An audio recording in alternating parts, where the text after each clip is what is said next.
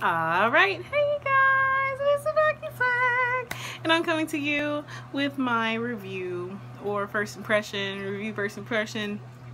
of the Testament of Sister New Devil Burst. And this, of course, is a continuation of the original Testament of Sister New Devil, and of course it is not much different than the first part, with pretty much being a porno with a side story, like I named it so in the last season.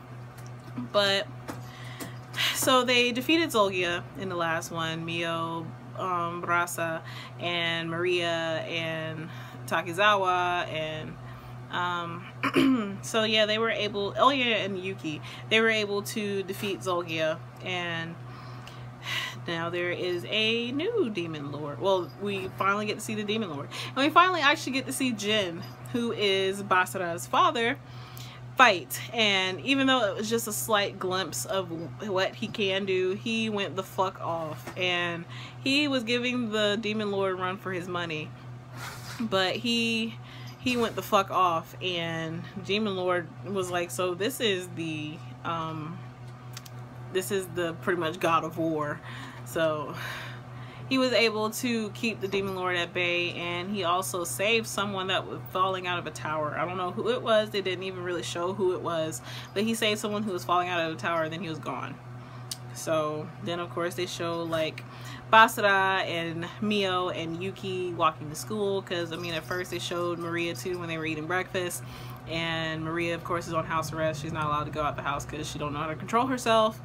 So they were walking to school, and it turns out that like Basara is on teams and stuff now, because he's like, I want to try living like a normal high school kid. So they were in the school or whatever, and he kept feeling this presence. And then of course like one of his classmates told him that he needs to watch out for the nurse. I can't remember her name. Hasegawa, I believe is her name. He needs to watch out for the nurse, because I mean there's always going to be somebody who doesn't like you.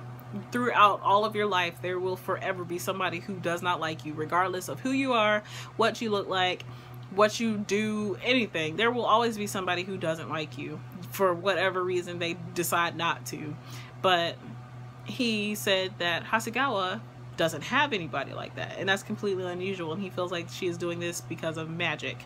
So Basara was walking home after he was helping a committee, and he got confronted by people, like everyone who was at the train station got taken over, which they actually showed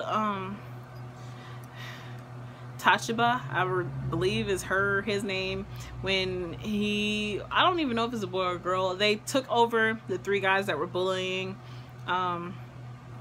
Basara. And I don't know if it's her that's doing it, I don't know, but whoever did it did take over all those people at the train station. They were trying to get them to hurt, maim, or kill Basara, but he was saved by Yuki's sister, Kurumi. I don't know why I'm really horrible with names right now, but he was saved by Kurumi. And I feel like, well, I mean, of course, they said that Yuki wasn't able to be it's not a spy, but she wasn't able to observe Basara the way she needed to, so Kurumi got dispatched as well.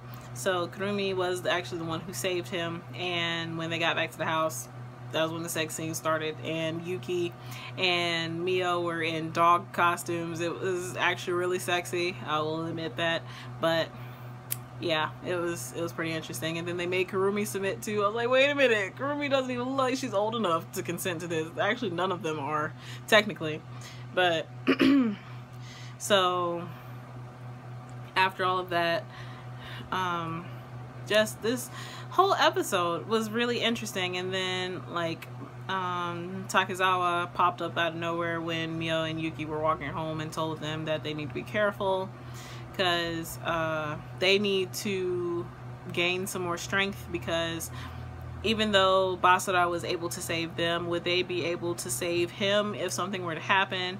So they went through all of that training and humiliation to try to get more powerful or whatever. But this show, it looks like it's going to be like last season as far as the sex scenes and fighting. So yeah, if you haven't seen this episode, I would suggest you go watch it. I mean, I might not be reviewing this one too much because it seems like it's pretty much going to be like last season, and I have a lot of shows that I really want to review, so this one might not be one of them. I'm not sure yet. I'll decide after next week's episode. So yeah, so as always, please remember to comment, thumbs up, and subscribe. It helps me a whole lot. And this is TsubakiSwagg saying adios.